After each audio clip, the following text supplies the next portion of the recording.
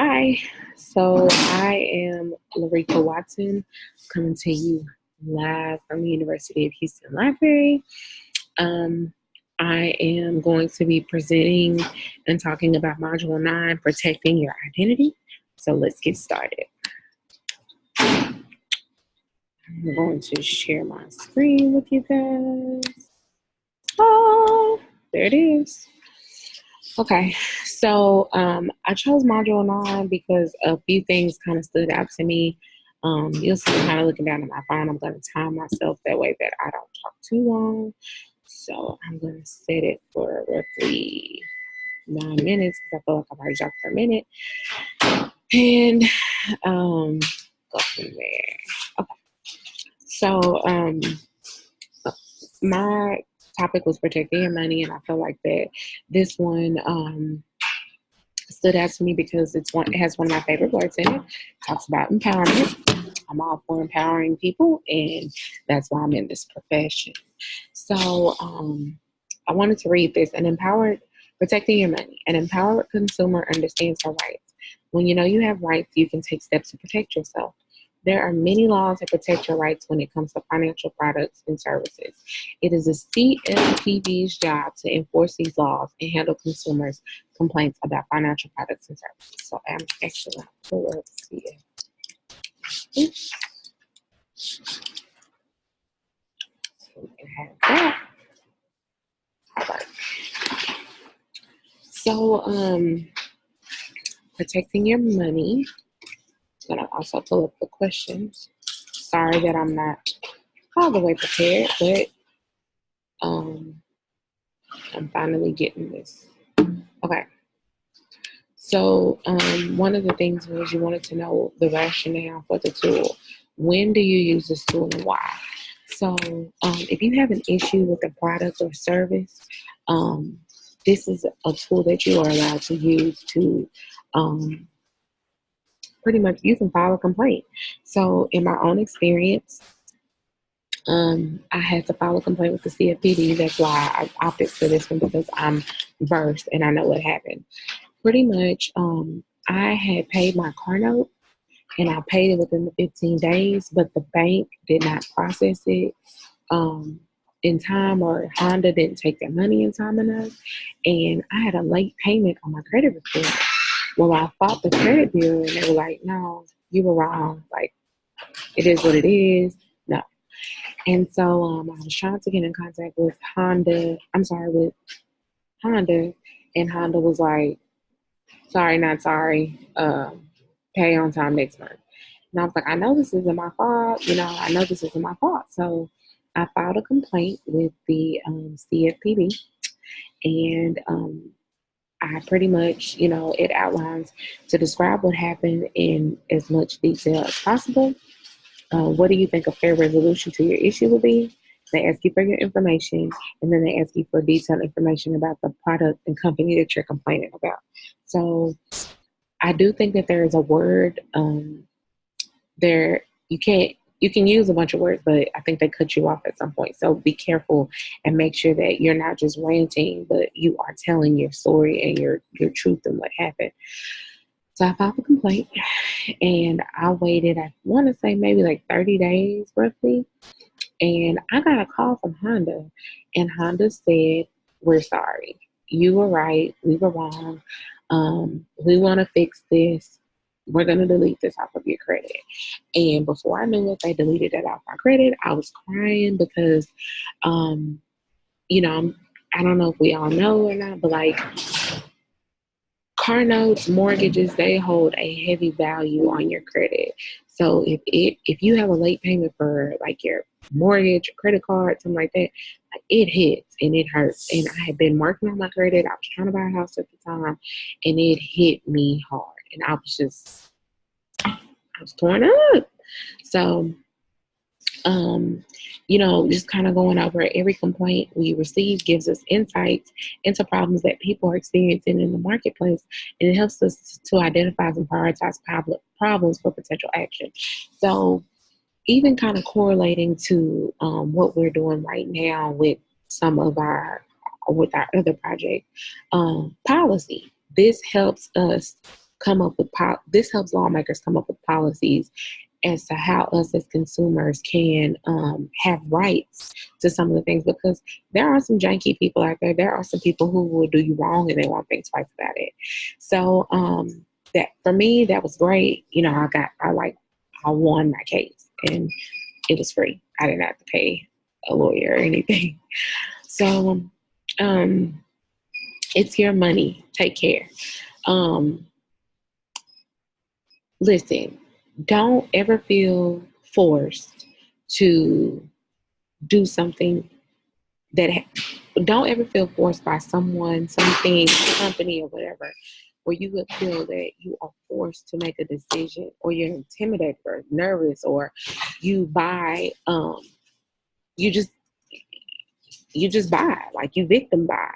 Don't do that. Like, don't.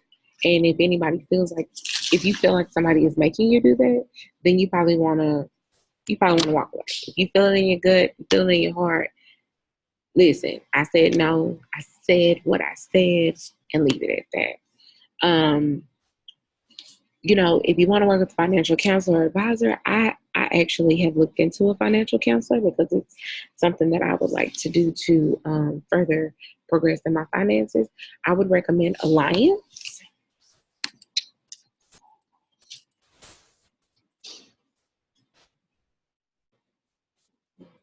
Right here. So they help the community. You can be 100,000 there. You can be only make $25,000. They will help you budget your money. Um, I think it's a great thing for our community. They are on the southwest side of Alief, Texas. So right off of Hillcroft, this is them right here. So if you'd like to get more information, you're more than welcome to visit their website and find out. Call them. I know that initially when you are interested, when you look into signing up with them, that you have to complete like a not a crash course, but some type of course that is like an intro course regarding your finances, and you need to bring your documents and whatnot. Um, let's see. You can say no. Like, it's okay to say no. It's okay to say, you know what? I've always felt like as a consumer, sometimes I have to explain myself, and my friends are just looking at me like, no, you don't have to explain why you don't want to get that credit card. You don't have to explain to them why you're not going to buy this today, or you don't have to explain to the furniture man when you're looking at his furniture as to like your life plan, because I do. I explain myself. You can say no. You can walk away. You don't owe anybody an explanation as to why it doesn't fit in your budget. It is what it is. So um, if they're on your phone, I encourage you to hang up the phone. Like, just get off the phone, you know. And that's a reflection of that. That's a reflection of that individual and their company or whatever it is that they're representing. You don't need aggressive sales tactics to get me. You know, let it just be a natural decision that I make. I don't need that. Take care of your information. When I was in high school, I learned about this part, the URL that begins with HTTPS. So if you look right here, you'll see like this is secure. I'm on a secure site. You always want to look at that, especially like when you're paying your bills, when you're shopping online. If it doesn't have HTTPS, it's more than likely not secure. Google has gotten, or I use Google Chrome a lot, but they are really big and even showing you in the top right corner that it's a secure site. My connection is secure, so I'm comfortable with putting my information here if I needed to. So we talked about submitting a complaint to CFPB. Um, the process, so your complaint is submitted, they will review it and route it. The company will give a response. The complaint will be punished. The complaint will be published. I'm sorry. The consumer will review and they will analyze and report from there.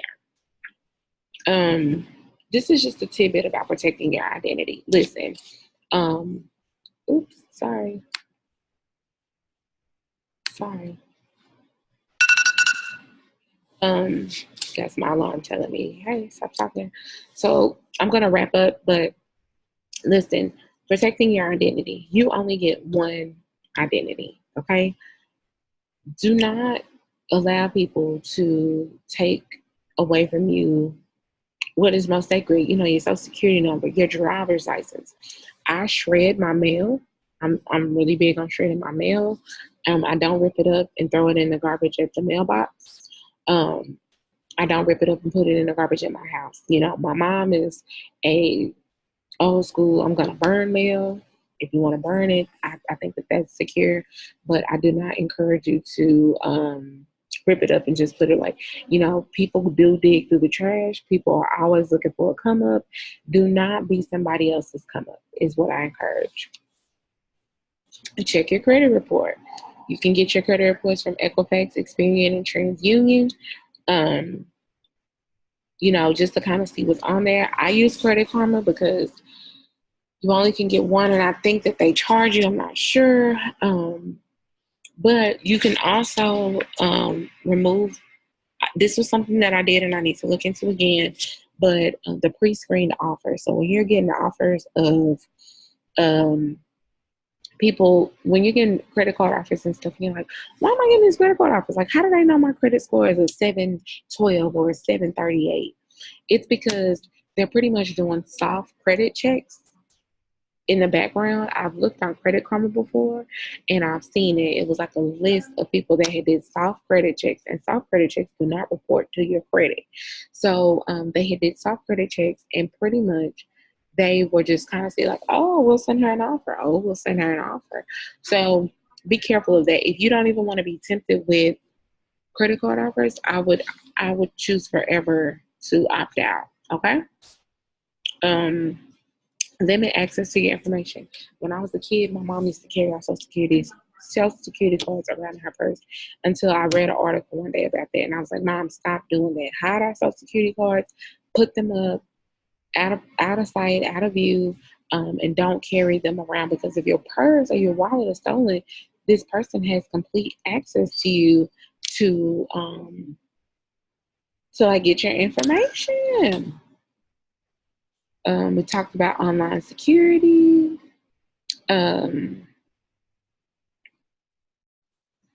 Even the Federal Trade Commission talks about treating your personal information like cash or a valuable commodity.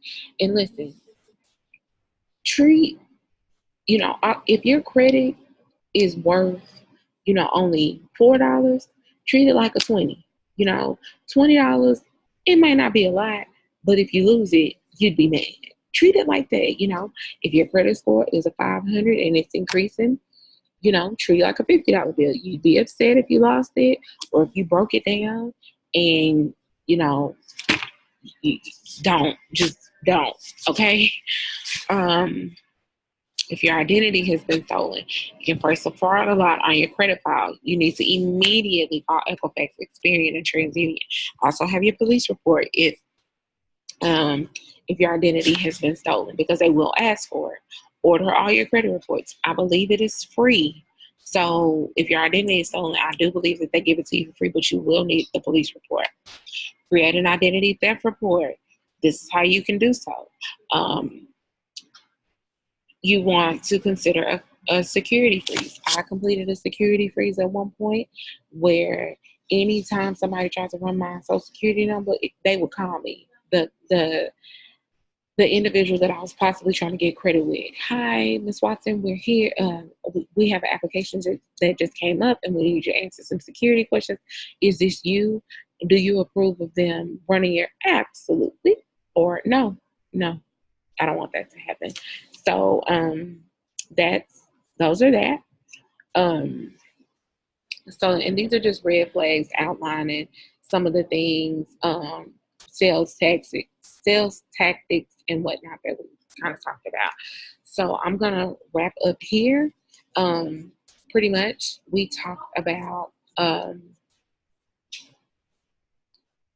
protecting your money, and no matter how low or how high your credit score is, whether it's a $20 bill, $100 bill, $1,000 bill, you want to protect it just the same, because money, although it holds different value, is money. Okay, So I'm frustrated if I lose $1. Imagine I'm gonna be frustrated if I lose 20. Protect your credit like you protect your money, okay? Having, having good credit, it feels empowering. You can go to the lot, you can go over here, you can kind of buy what you want with good credit. So those are things to consider. So I am Larika Watson, and I have reviewed with you today protecting your money. I've enjoyed speaking to you guys, and I hope you enjoyed my video. I think that that's it.